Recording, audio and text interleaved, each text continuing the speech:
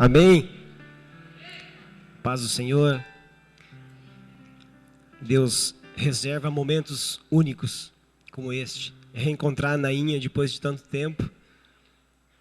Nainha faz parte da família, praticamente faz parte da família. Tantos anos que nós convivemos e nos encontramos, e reencontrá-la aqui foi um prazer. Ela veio me mostrar uma foto ali agora do meu pai, da minha mãe, da Télcia, da Tânia, pequenininha.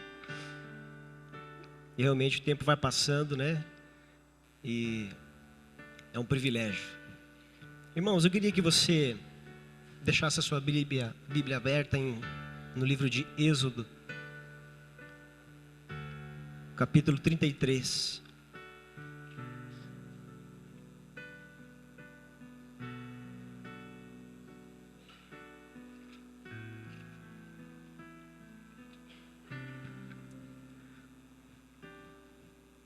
É uma honra, um privilégio para mim estar aqui mais uma vez, compartilhando com a igreja aquilo que Deus tem colocado no nosso coração, aquilo que nós temos vivido e buscado.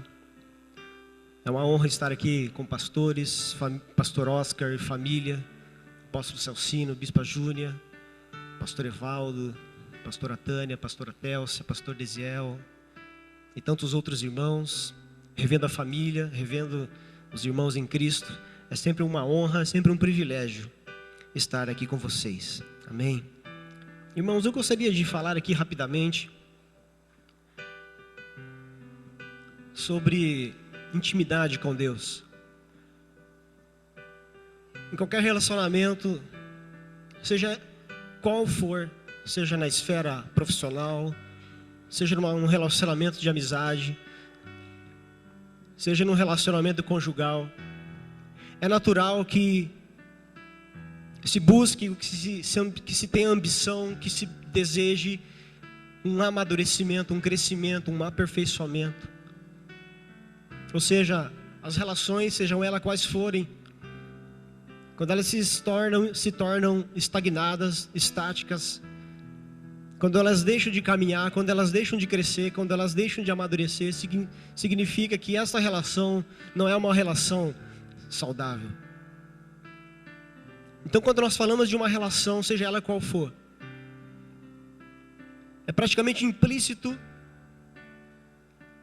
pensar e esperar que esta relação ela passe por fases que a levem ao crescimento, ao amadurecimento.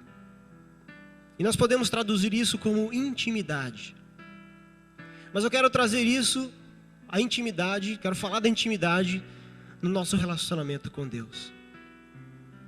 E assim como nessas outras relações, na relação do homem com Deus, também se espera crescimento, amadurecimento.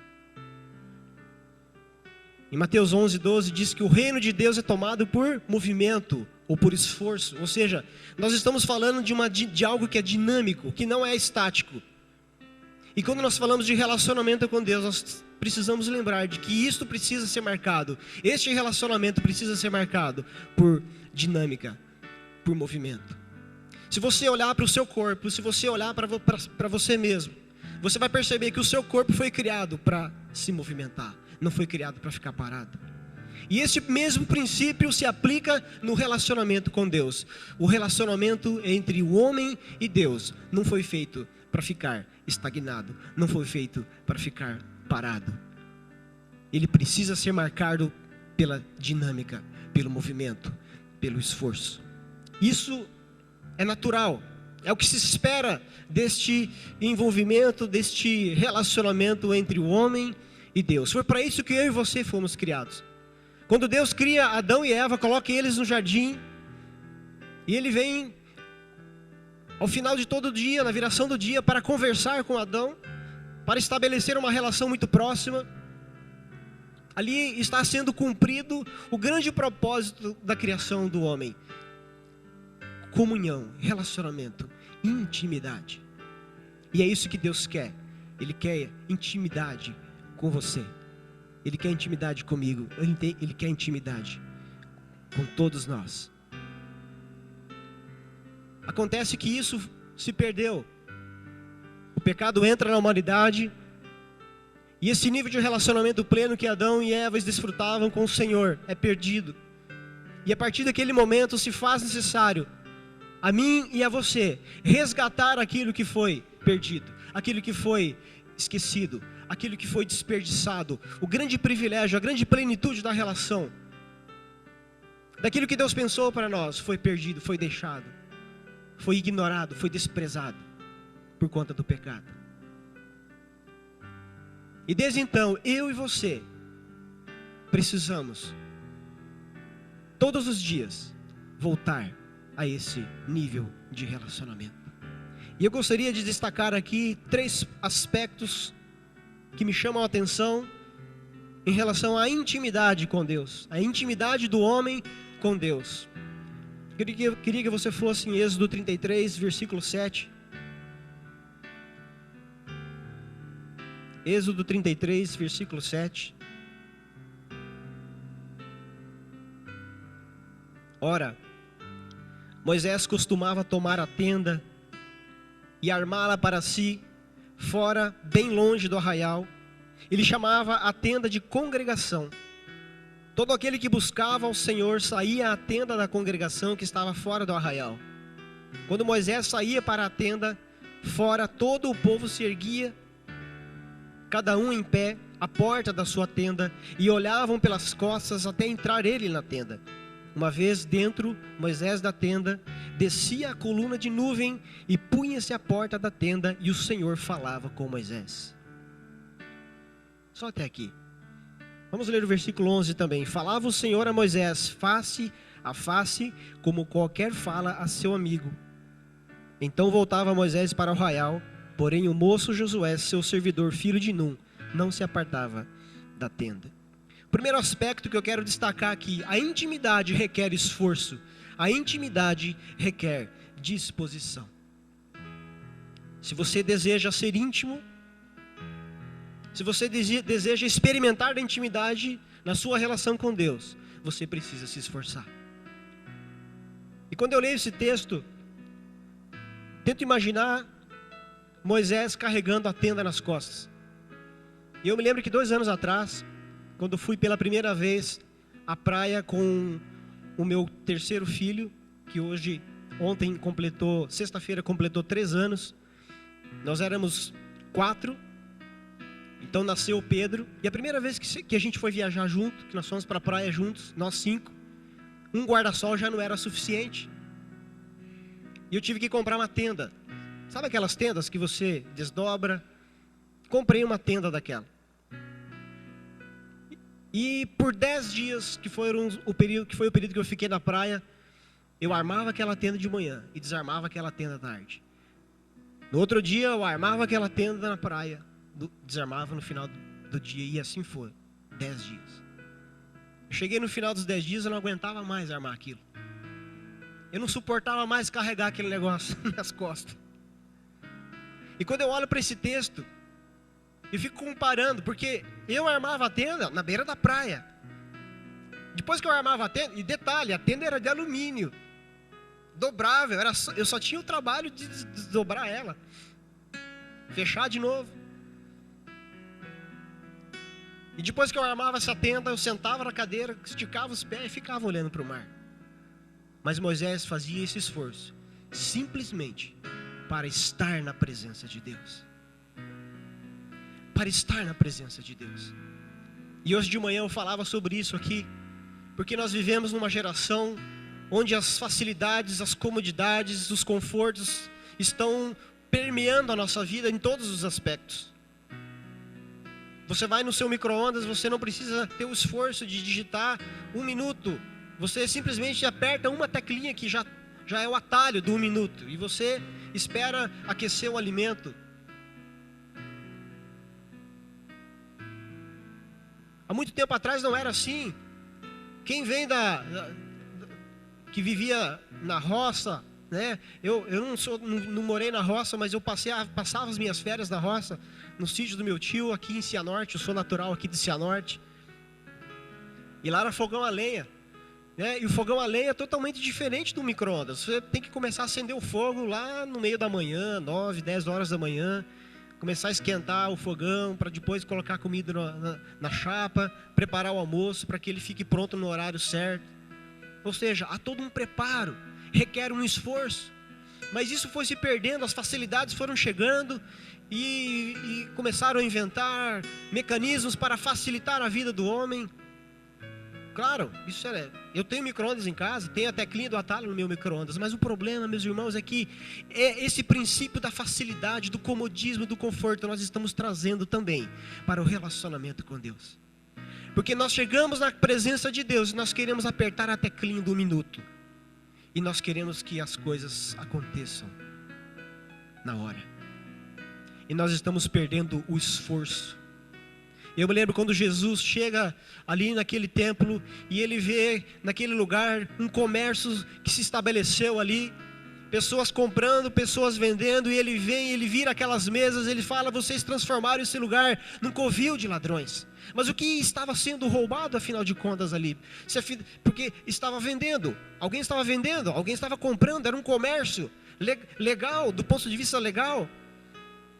Mas o que estava sendo roubado ali naquele comércio, naquele lugar, era justamente o esforço das pessoas em pegar um animal, selecionar um animal dentro do rebanho, cuidar daquele animal, pegar o melhor animal, o mais limpo, o mais perfeito, um animal que não fosse cego, que não fosse manco, para que ele fosse oferecido. Uma vez por ano era feito isso. Então era um trabalho que exigia um esforço. E depois de todo o tempo de cuidar daquele animal, ele tinha que pegar aquele animal, arrastar caminho afora até chegar no ponto, no destino.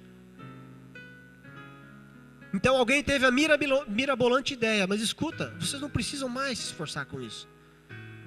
Tragam apenas algumas moedas e você chega aqui, você pode comprar, escolher o animal que você quiser. E era isso que estava sendo roubado, e era isso que estava sendo perdido, estava sendo tirado do povo, das pessoas. O esforço, a disposição, a dedicação naquilo que se fazia.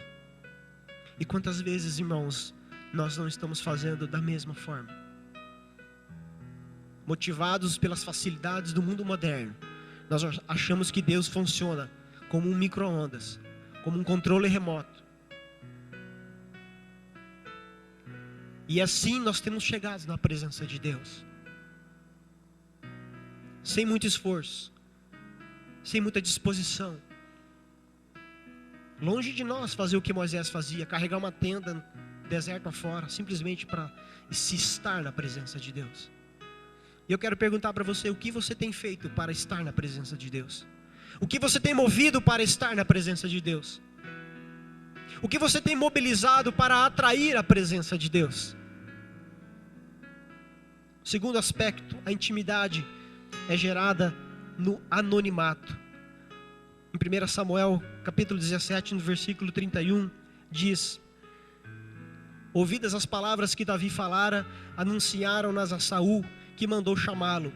Davi disse a Saul: não desfaleça o coração de ninguém por causa dele.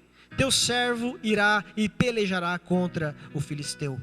Porém Saul disse a Davi: contra o filisteu não poderás ir para pelejar com ele, pois tu és ainda moço e ele guerreiro desde a sua mocidade. Respondeu Davi a Saul: teu servo apacentava as ovelhas de seu pai, quando veio um leão ou um urso e tomou um cordeiro do rebanho. Eu saí após ele e o feri e livrei o cordeiro da sua boca. Levantando-se ele contra mim, agarrei-o pela barba e o feri e o matei. O teu servo matou tanto o leão como o urso. Este incircunciso filisteu será como um deles, porquanto afrontou os exércitos do Deus vivo. Disse mais Davi: o Senhor me livrou das garras do leão e das do urso, ele me livrará das mãos deste filisteu. Então disse Saul a Davi: vai-te, e o Senhor seja contigo. Quando nós olhamos para este momento da história de Davi, e nós olhamos Davi, que tinha recebido a incumbência de seu pai para levar ali alguns alimentos para os seus irmãos que estavam no campo de batalha. E quando Davi chega naquele lugar, Ao longe ele já percebe que alguma coisa não estava certa. Ele começa a ouvir então algumas afrontas, algumas palavras de afronta contra o povo, contra o exército. E ele já procura logo se inteirar do que estava acontecendo. E ele começa a entender a situação. E ele vê que havia um gigante, um homem muito alto, de quase 3 metros de altura, fortemente armado, fortemente preparado, e estava afrontando o exército de Israel, e ninguém tomava uma atitude, ninguém tomava posição. Nem o próprio rei Saul tinha sido capaz de se levantar, de se mobilizar, de tomar uma atitude, de tomar uma posição em relação àquilo. Mas Davi, um simples, entre aspas, pastor de ovelhas, que estava naquele lugar para levar comida para os seus irmãos, ele não se contenta com aquela situação, ele não se conforma com aquilo, e ele toma uma atitude, ele toma uma posição, e ele fala: eu vou lutar contra esse gigante. Desperta logo um sentimento de oposição no rei Saul, seus irmãos, as pessoas que estavam ouvindo aquilo. Não, você não pode, você é um homem baixo, pequeno, você não tem experiência nenhuma para lutar contra esse gigante. Olha só o porte físico dele, olha a altura dele, olha o armamento dele, olha a armadura dele. E uma série de comparações é estabelecido naquela hora. Mas Davi vai. Para encurtar a história, ele vai.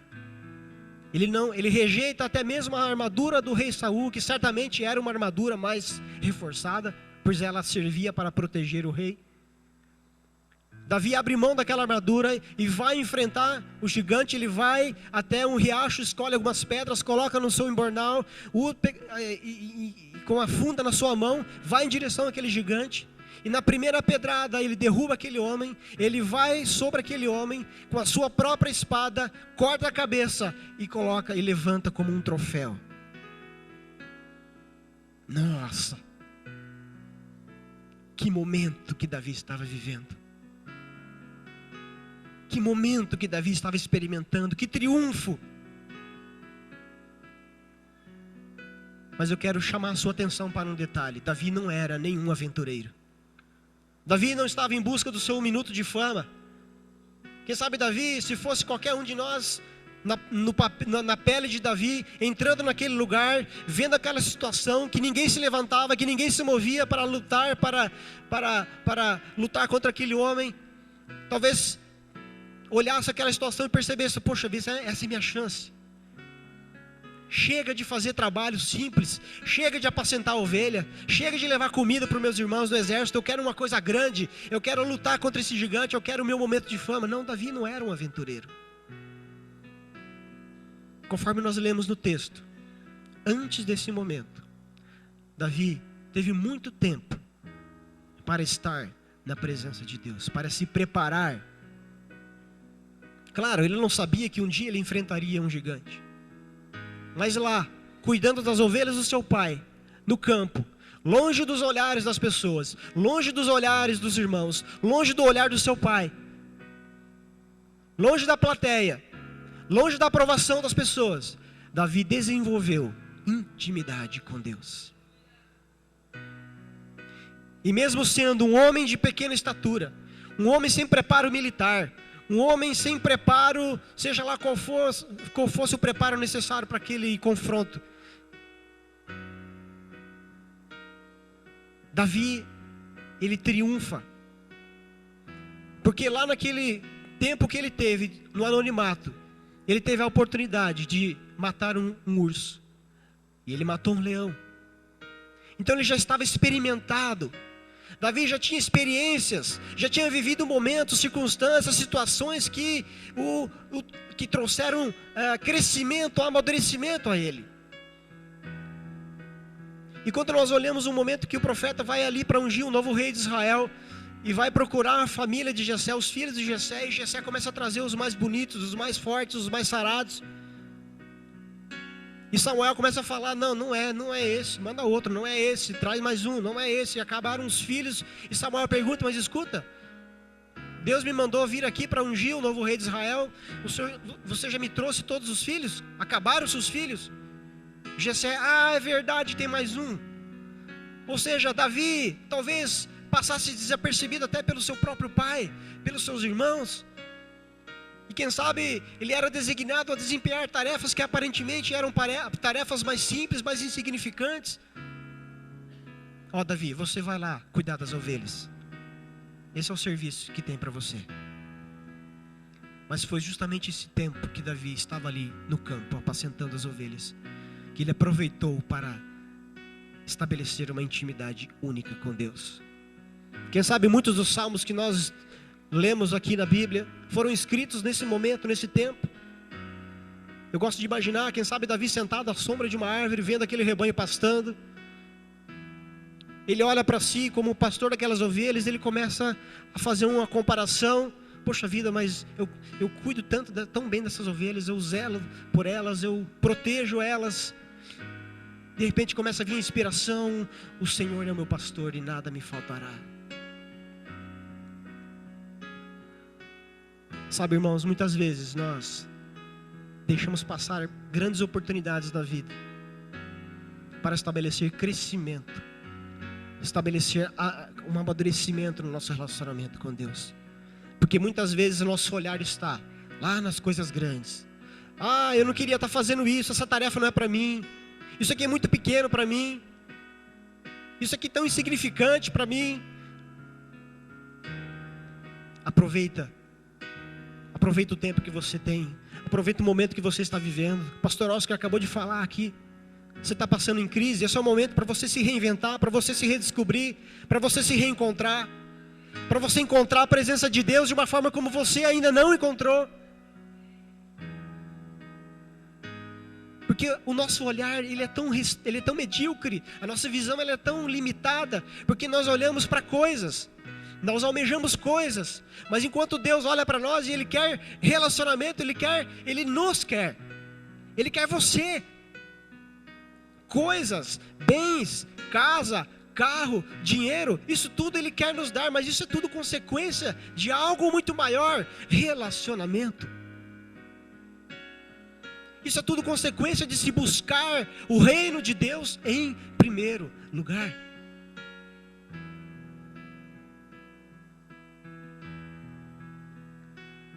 Uma das definições de intimidade é aquilo que é secreto. Mas muitas vezes nós queremos externar aquilo que seria intimidade com Deus.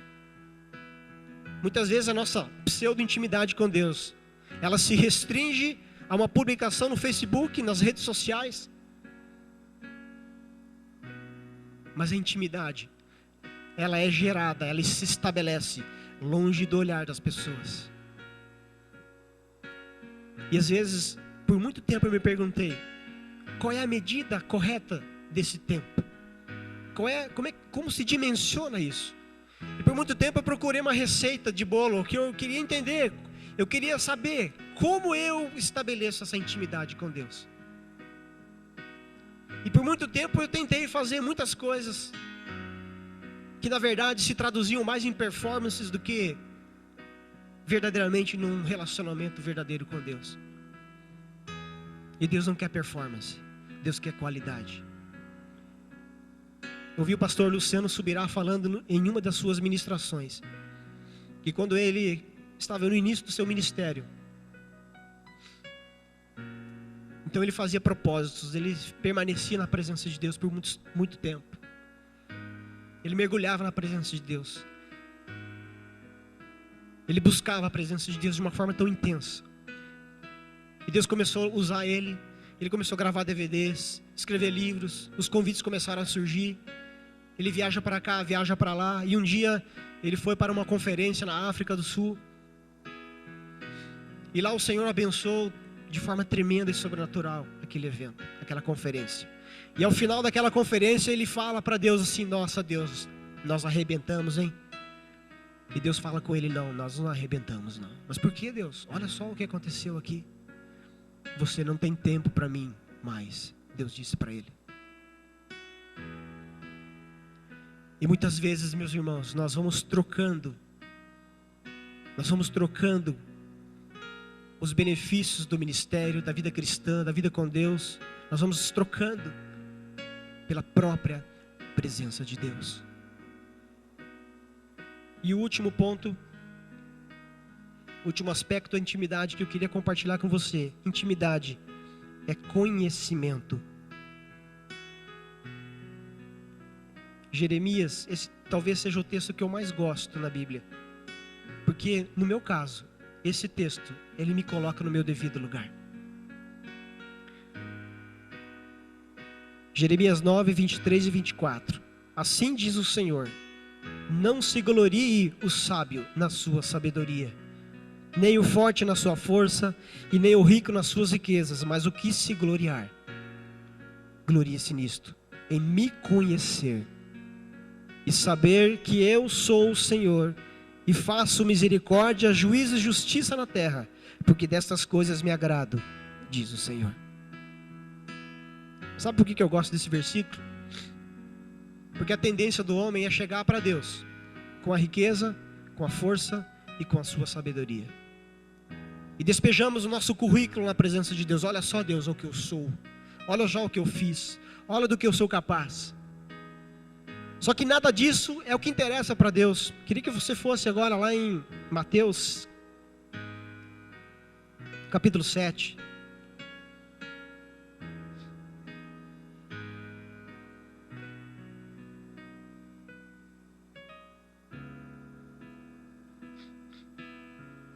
Mateus capítulo 7, versículo 21.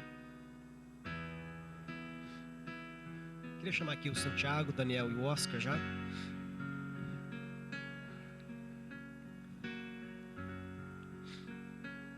Mateus capítulo 7, versículo 21. Nem todo o que me diz Senhor, Senhor, entrará no reino dos céus, mas aquele que faz a vontade de meu Pai que está nos céus. Muitos naquele dia hão de dizer-me: Senhor, Senhor, porventura não temos nós profetizado em teu nome, e em teu nome não expelimos demônios, e em teu nome não fizemos muitos milagres? Então lhes direi explicitamente: nunca vos conheci. Apartai-vos de mim, os que praticais a iniquidade. Intimidade é conhecimento, é envolvimento. Este texto aqui é um texto muito forte, muito pesado. Porque esse texto não está direcionado às pessoas que estão no pecado lá fora, na prostituição, nas drogas, no crime. Este texto é direcionado a mim e a você, que estamos aqui dentro da igreja.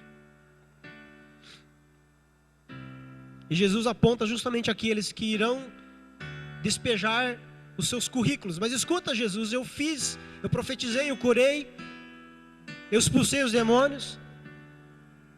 Mas o que me chama a atenção nesse versículo, no versículo 23, então lhes direi explicitamente: nunca vos conheci. Intimidade é o quê? Conhecimento. É terrível isso, meus irmãos. Saber que muitos estão fazendo expulsando demônios, profetizando, curando os enfermos, mas que um dia estarão diante do Senhor e serão desconhecidos dele. E muitas vezes nós buscamos essas coisas para ter a aprovação de Deus. Se você quer ser aprovado por Deus, você tem que buscar conhecimento.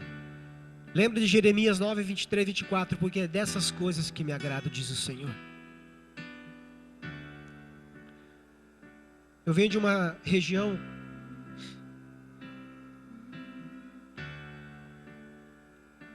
onde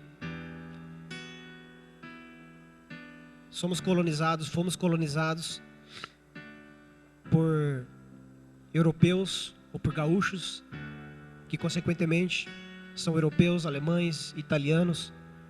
E nós temos uma cultura muito nítida, muito presente na nossa região. E dentre tantas culturas, nós temos a cultura do chimarrão e a cultura do churrasco. Quem aqui já comeu um churrasco de gaúcho? Um legítimo churrasco de gaúcho? É um churrasco diferente do churrasco da região daqui.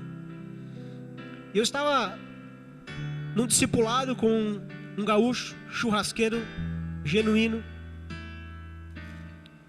E eu estava lembrando conversando com ele, lembrando de um dia que eu cheguei no supermercado, num domingo de manhã, lá na minha cidade. E eu vi lá, carne assada, um potinho de arroz, um potinho de salada, um potinho de farofa e um potinho de maionese. Estava pronto o churrasco. Para quê? Pegar carvão, se sujar, né, Valdo? Acender um fogo, comprar carne, espetar a carne, gastar tempo assando a carne. Para que tudo isso? Seus problemas acabaram.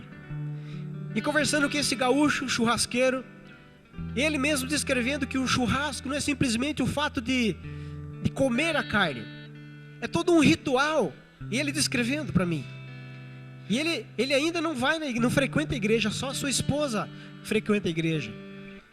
E nós estamos começando com o discipulado, então ele ainda não conhece o vocabulário que nós estamos acostumados, mas ele começou a descrever o churrasco, é todo um ritual.